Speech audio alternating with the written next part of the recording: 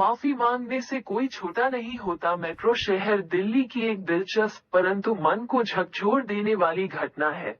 एक रईसजादे अमन से मोहल्ले भर के लोग परेशान थे। अमन एक अमीर और दबंग परिवार का लड़का था। उसकी सबसे बुरी आदत लड़कियों को छेड़ने की थी। राह चलते सरेआम वो लड़कियों को छेड़ता और विरोध करने पर उन सबके साथ बदतमीजी से पेश आता था। दबंग परिवार का होने के कारण मोहल्ले के लोग भी बीच बचाव करने या उसका विरोध करने से डरते थे। इससे दिन प्रतिदिन उसका अहंकार बढ़ता ही जा रहा था। मोहल्ले की लड़कियां और औरतें उसके डर से घर से बाहर निकलने से परहेज करने लगी थीं। इसी मोहल्ले में सीमा नाम की एक लड़की रहती थी। वो कॉलेज में पढ़ती थी और साथ ही कुछ परिवार के बच्चों को ट्यूशन भी देती थी। वो रोज सुबह कॉलेज के लिए निकलती और दोपहर बाद घर को लौटती थी।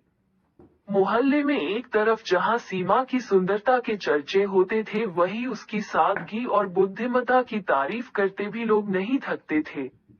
अपने स्वभाव के मुताबिक अमन पहले तो कई दिनों तक सीमा का पीछा करता रहा और संकेत में उसे छेड़ता रहा।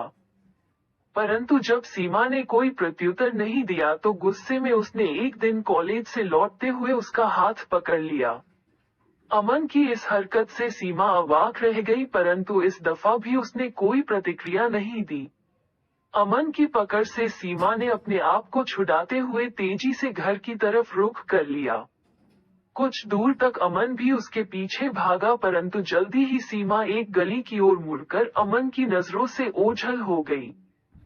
सीमा की इस हरकत से अमन काफी नाराज था। उसने मन ही मन सीमा को सबक सिखाने की ठानी और अगले दिन का इंतजार करने लगा। अगले दिन अमन सुबह ही गली के नुक्कड़ पर सीमा के कॉलेज जाने का इंतजार करने लगा, परंतु काफी समय बीत जाने के बावजूद सीमा नहीं आई। फिर अमन ने सोचा कि शायद वो उसके डर से किसी और रास्ते से कॉलेज को निकल गई होगी।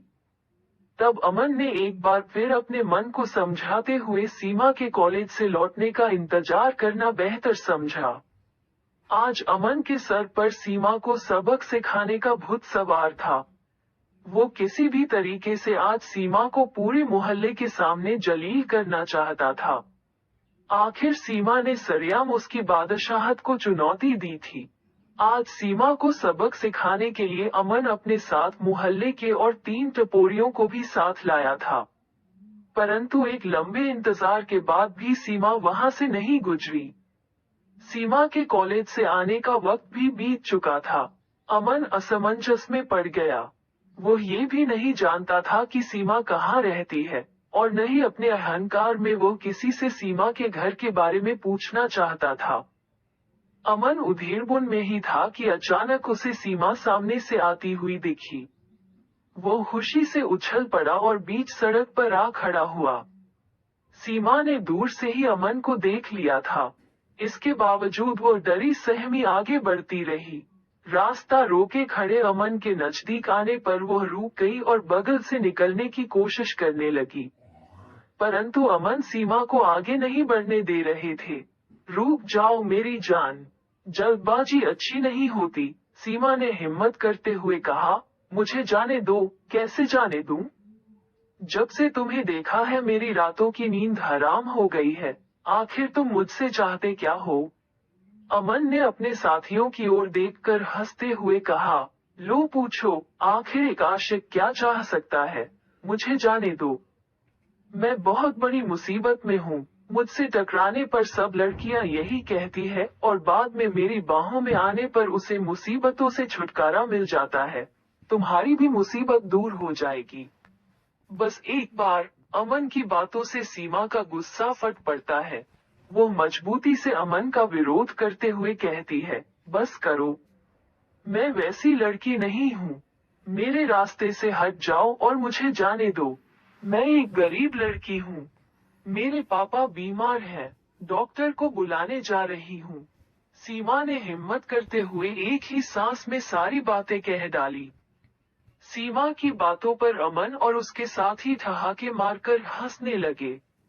अमन ने कहा, सभी लड़कियां ऐसे ही बहाने बनाती है, मगर आज मैं नहीं मानने वाला। तुम्हें तो आज मैं अपने साथ लेकर ही जाऊंगा। अमन की बातों से सीमा सहम गई। उसने अमन की मनसा का विरोध करते हुए गिड़गिड़ाते हुए कहा, आज मुझे छोड़ दो। मैं अगर समय पर डॉक्टर को लेकर घर नहीं पहुंची तो मेरे पापा की मौत हो जाएगी। सीमा की बातों पर अमन थोड़ा ठिठका और धूर्तता दिखाते हुए बोला, मैं किसी डॉक्टर से कम हूँ क्या? तुम्हारे पापा का इलाज मैं कर दूंगा। चल तुम्हारे घर चलता हूँ। अमन इस बहाने सीमा का घर भी देखना चाहता था, परंतु भोली भाली सीमा को अमन की यह चाल समझ में नहीं आई और यह समझते हुए कि अमन जब उसके घर के हालात और उसके बीमार पिता को देखेगा तो उस पर तरस खाकर उसका पीछा करना और उसे तंग करना छोड़ देगा, अमन को अपने घर ले गई। सीमा के घर के हालात को देखकर अमन को जोर का झटका लगा। एक छोटा सा घर, बेतरतीब फैले सामान और घर के एक कोने में चारपाई पर लेटा एक बूढ़ा शख्स। कुछ देर के लिए वहां खामोशी छा गई। इस खामोशी को सीमा ने तोड़ा। यही है मेरा घर। चारपाई पर मेरे पापा लेटे हैं। पापा बीमार है। माँ दूसरे घरों में काम करने गई है। पापा की तबीयत ज्यादा बिगड़ने के कारण मैं आज कॉलेज नहीं जा सकी थी। डॉक्टर को बुलाने जा रही थी, सीमा ने कहा। सीमा की एक एक बात अमन के दिल पर हथौड़े की तरह वार कर रही थी। वो मूर्ति की तरह जहां था वहीं खड़ा रहा। उसने सीमा की ओर देखा और आत्मग्लानि से उसकी आंखों में आंसू आ गए। वो मन ही मन सोचने लगा, मैं कितना बड़ा पाप कर रहा था।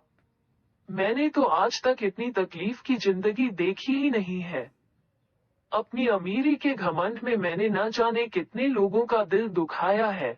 मुझे आज सीमा से माफी मांगनी होगी और अब तक किए गए कुकर्मों के लिए मुझे पछतावा करना होगा। वो सीमा की ओर मुड़ा और हाथ जोड़ते हुए माफी मांगने लगा। मुझे माफ कर दो बहन। मैं आज तक घमंड में जी रहा था। आज तक ना ही मैंने समझा और ना ही मेरे माँ बाप ने समझाया कि जीवन कैसे जिया जाता है।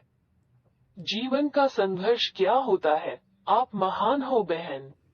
इतनी गरीबी में भी आप कॉलेज में पढ़ रही हो और मैं सब कुछ होते हुए भी कॉलेज न जाकर आवारागर्दी करता रहा हूँ। सीमा ने कहा, इसमें माफी मांगने वाली क्या बात है भाई? अगर मेरे कारण आपके हृदय में परिवर्तन हुआ है तो मेरे लिए इससे बढ़कर खुशी और क्या हो सकती है। जो आपने किया उसे भूल जाइए और एक नए जीवन की शुरुआत कीजिए। अपने जीवन को ना सिर्फ अपने लिए जिए बल्कि दूसरों के सुख दुख में भी हाथ बटाना सीखिए।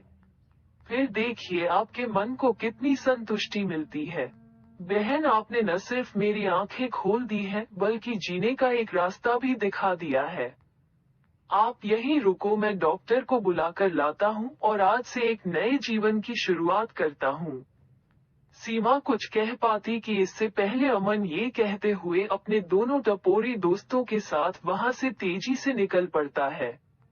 इस कहानी से स्पष्ट होता है कि इंसान चाहे कितना बड़ा ही क्यों न हो, जब उसे अपने किए पर ठेस लगती है तो वह माफी मांगने से भी गुरेज नहीं करता।